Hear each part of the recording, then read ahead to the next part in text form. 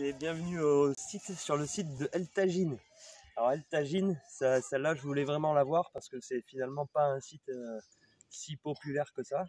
Donc au Mexique bien sûr il est très connu parce que c'est quand même un grand site. Mais sinon bon, il passe assez loin derrière Teotihuacan par exemple, ou des sites comme Palenque ou Chichen Itza ou d'autres. Et ici ce qui est intéressant c'est la forme des pyramides et notamment la pyramide des niches qu'on verra plus tard. Euh, des pyramides qu'on ne voit nulle part ailleurs. D'ailleurs, cette cité, elle a eu son apogée entre 500 après Jésus-Christ et 1200 après Jésus-Christ. Et c'était le plus gros site sur la partie du golfe du Mexique. C'était un site important sur la route commerciale entre le centre du Mexique donc, et le nord du Mexique. C'est aussi un grand centre culturel avec le plus grand nombre de jeux de balles, de terrains de jeux de balles. Il y a 17 jeux de balles sur le site qui ont été découverts, mais peut-être qu'il y en a d'autres encore à découvrir, puisque le site ici a été en partie dégagé, mais il y a encore environ 200 petits tumulus qui n'ont pas été fouillés. Donc encore beaucoup de découvertes à faire ici.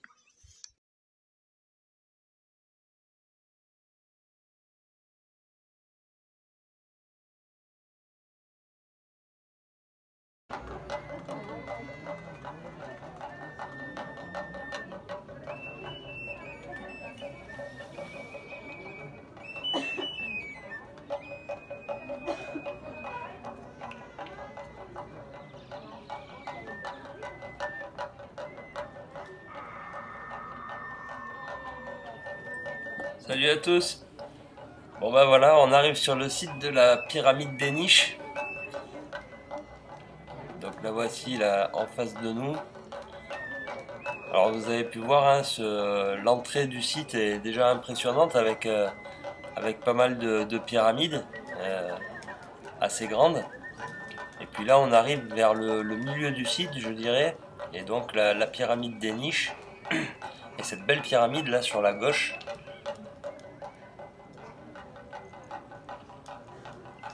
Alors on va aller se balader au pied de la pyramide des niches. Et je vais reprendre la parole en vidéo.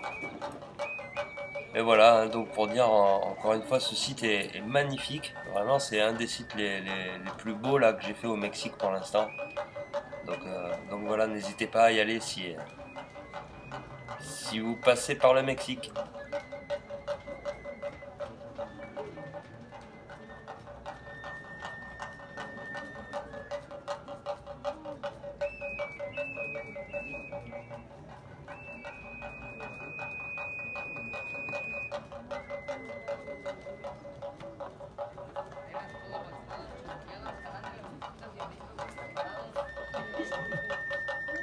Donc voilà, on est au pied donc de la pyramide des niches.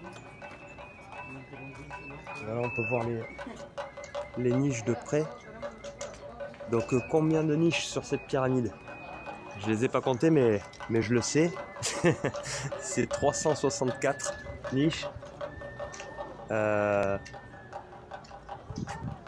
Et donc ce serait donc toutes ces niches représenteraient le lien avec le monde d'en dessous. The Underworld.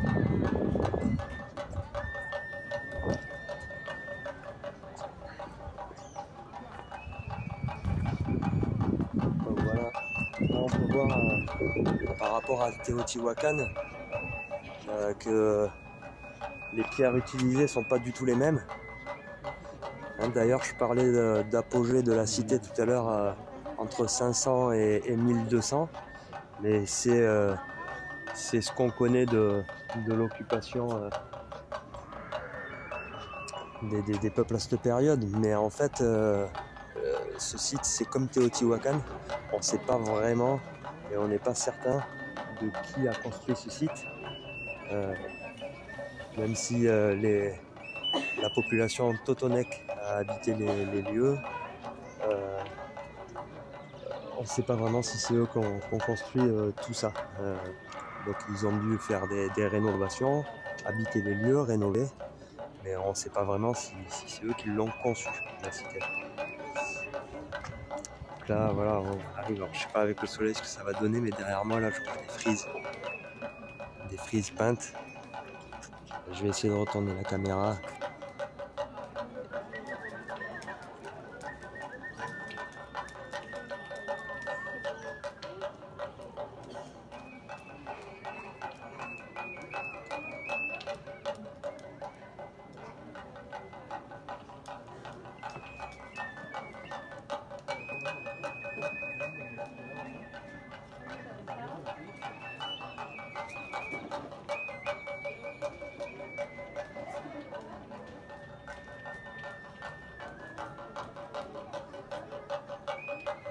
Bon, alors là, on arrive sur une partie donc juste à gauche de la pyramide des niches et on va vers la dernière partie du site. Et c'est une partie que je voulais vous laisser quasi complète parce que là, on arrive devant des blocs assez impressionnants. Alors moi qui adore les grosses pierres, hein, et les mégalithes, là, ben voilà, on est arrivé devant ces pierres. Alors dans aucun des édifices on a vu ces pierres, ni dans les fondations, ni nulle part. Et par contre elles sont posées là, dans ce coin. Alors là on peut voir les trous, forêts. Je dis forêt parce que ben voilà, ça paraît être comme des gros trous faits à la perceuse. Par contre, ben, toujours pareil. Avec quoi ont-ils été faits? À quelle période? Et puis, que sont ces blocs, quoi? Qu'est-ce qu'ils font là? Je sais pas, pour moi ils sont un peu ben, pas dans leur contexte quoi. Je vois pas à quoi ils servent puisqu'ils sont pas en position sur les édifices quoi. Donc tous les édifices sont faits de petites pierres, en tout cas de pierres à taille humaine. Et puis là ces blocs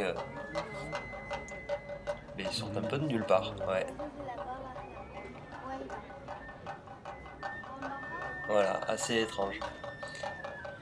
Bon, puis vous allez voir, après on va arriver sur des parties du site avec des pierres encore différentes. Là, juste après, là, dans quelques secondes, on va arriver sur des pierres plus rectangulaires et gravées. Voilà, donc on y arrive. Vous voyez déjà que ces blocs, comparés aux petites pierres qui font les pyramides, bon bah ils sont différents. Moi, je sais pas, à chaque fois que je regarde ces blocs, on dirait que c'est des blocs moulés, on dirait que c'est du béton, on dirait qu'il y a comme des petits trous aussi dessus là ou sur le bas, comme quoi si c'était des manques ou je sais pas.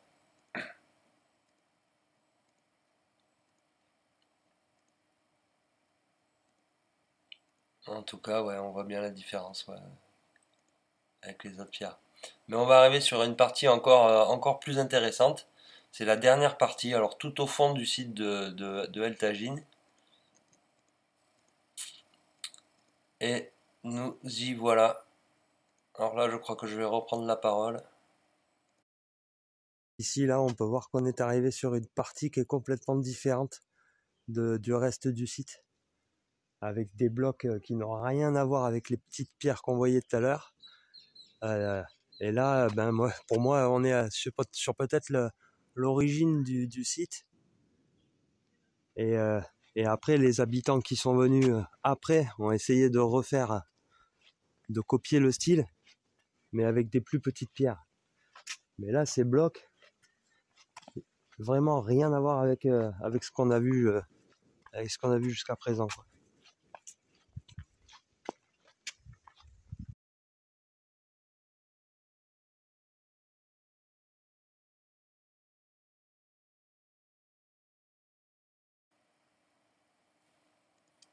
Et ouais, donc effectivement, hein, cette partie est assez Enfin, ça saute aux yeux que c'est différent, c'est fait différemment. Et par contre, bah, vous voyez qu'il y a des chaînes et donc l'accès n'est pas autorisé, on peut pas aller se balader là-bas à droite au fond, on peut pas accéder non plus à cette sorte de terrasse. Donc voilà, impossible de savoir plus sur cette structure. Sinon, bah là, on revient donc plus sur les hauteurs du site. Donc c'est un dernier petit tour là sur les derniers édifices. Bon, encore des édifices très imposants, toujours dans le même style de pierre là, un peu rectangulaire, de taille moyenne. Puis ces belles frises là en pierre aussi. Ils appellent ça des grecs. Alors on en verra de magnifiques sur le site de Mitla. Je préparerai la vidéo là très bientôt. Donc voilà l'intérieur d'un de ces petits temples.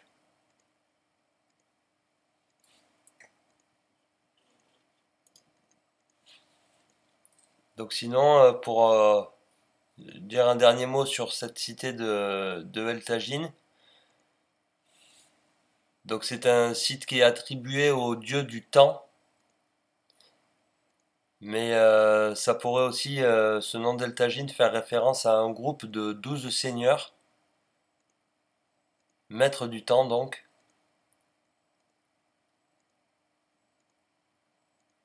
La taille de cette cité, je crois que je ne l'ai pas dit, mais ça pourrait, elle aurait pu abriter 50 000 personnes, donc c'est une très grosse cité. Voilà, un dernier plan là sur ces grosses pierres. Toujours, bah, vous voyez la différence vraiment là entre la pyramide qui est derrière et puis ces pierres devant. Bon ben rendez-vous à la prochaine vidéo et puis salut à tous.